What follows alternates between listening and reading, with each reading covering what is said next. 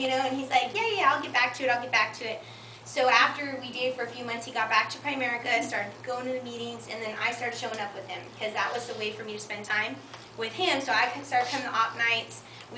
Marcus Young used to have to do these huge Super Saturdays, so I would go to those and I'd see this big stuff, but nothing really clicked to me. Actually, I went to a gala, Marcus Senior Gala, huge at the like Hollywood Palladium or something, huge, like where they would do like operas and stuff, like this big place, and I fell asleep, okay, so that's how much I was not into it, okay, and it was after work, it was like a Thursday night after work, and I was just dead tired, and this thing was dragging on. I didn't understand what they were talking about, you know, I was just so young, I didn't get it, and I didn't have a reason to get it, you know, I really wasn't looking, so I wasn't in, so timing's everything.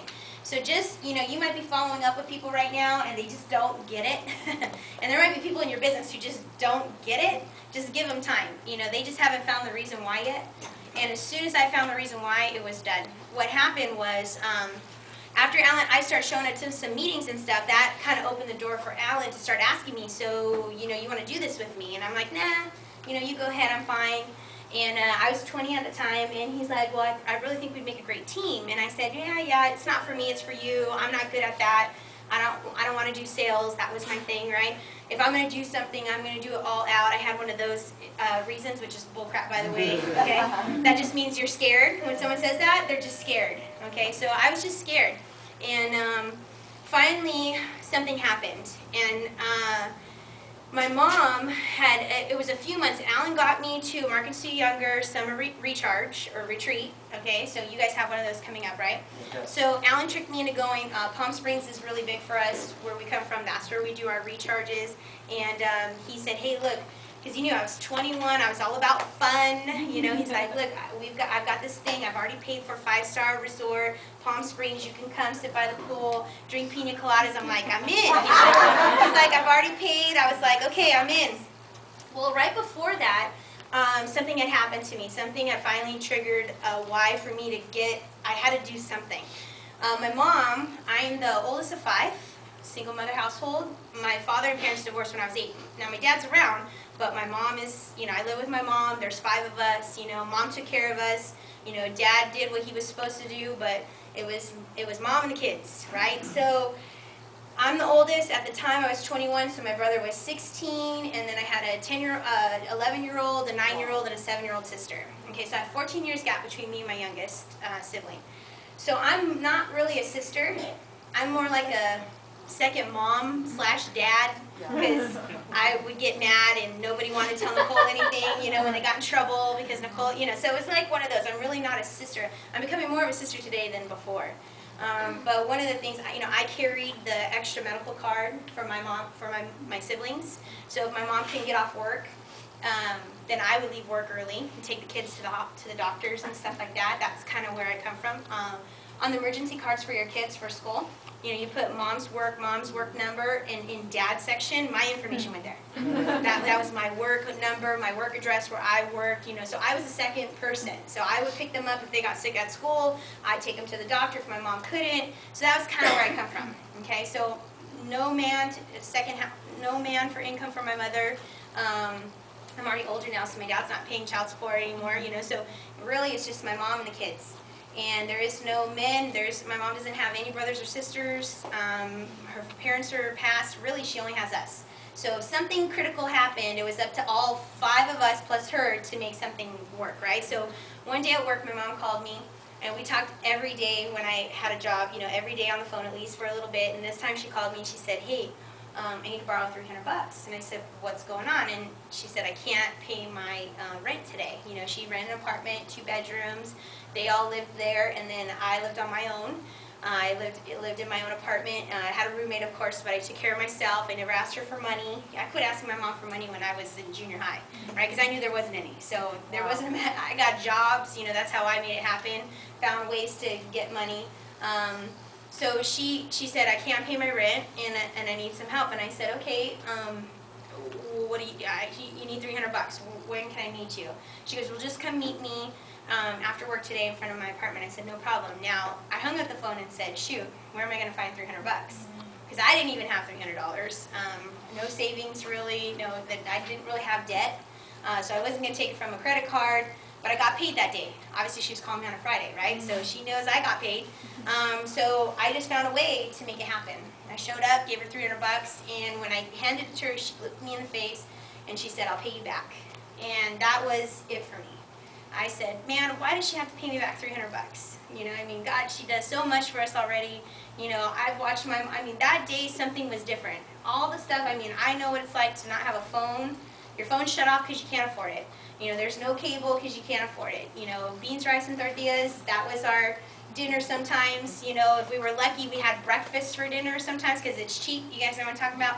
A lot of that stuff. Sharing bedrooms, okay, 2-bedroom apartment with like 5 of us in an apartment. You know, so I got it, you know, but I was done. I was sick and tired of it, and my mom, you know, always had beat up cars, hoping they'd start in the morning, sometimes hoping they were there when you woke up, you know, that kind of thing.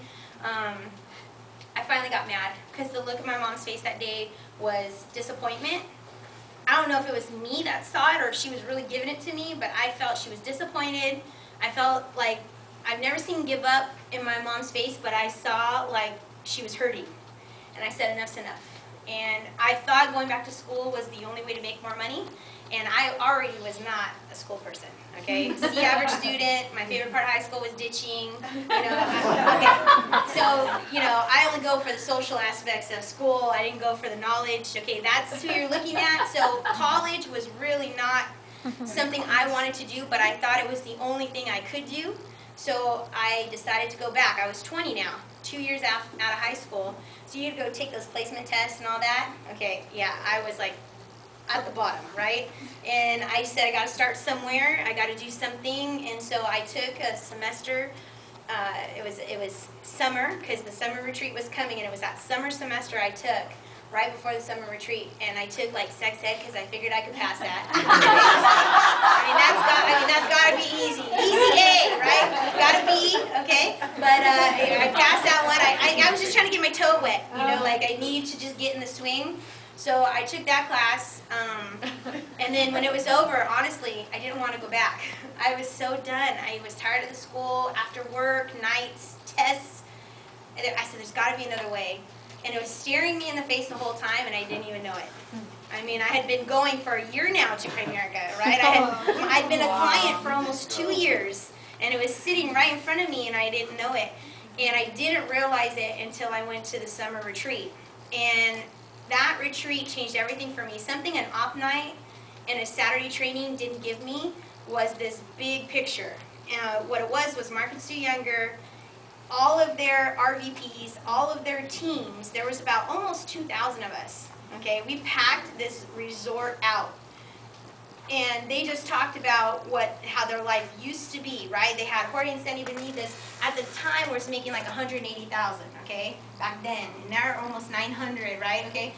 Mark and Stacia Cox, John and Mary Ballou, all these people were making 100 to 200, maybe 300,000. They were all fairly new. And I was listening to what their life used to be like and how their life is now. And then Mark and Sue had just went over $1 million in income like a couple of years maybe prior to that. So it was just this big, I don't know, something big happened for me there, which we always talk about, you know, big decisions are made at big events. And it's so true, because I left that event crying, going, man, Nicole, this has been staring you in the face. He's been trying to get you involved. You've been saying no. This is it. This is your shot. And the reason I joined, I didn't join for the product. I didn't join for Bank A, Bank B. I didn't join for $200 to $900. I joined to be Mark and Sue Younger. That's why I joined. I saw they overrode those 2,000 people, made $1 million a year. They did it in 8 years. And I said, shoot, FedEx driver, she used to work in office. I used to work in office. I said, if they can do it, if I'm bad, I can do it in 10. Right? That was my thinking. 10 years, I can get this thing done, go to work, put my head down, and just my family would never have to worry again. I would never have to worry again, because there's always going to be a money issue, but I was tired of the money issues. I just want to get the money issue stuff out of the way. Right? And I said, I'm young, I can do it, and that's why I joined. I told Alan, I'm joining you. And he's like, yeah, finally, you're joining me. I said, but I don't want to do what you've been doing, because I watched him. He joined for $200 to $900. He didn't join to build a team. He didn't even join to be an RVP. He joined for part-time income, and he was stuck on that. When we went to that retreat, he was still in that mode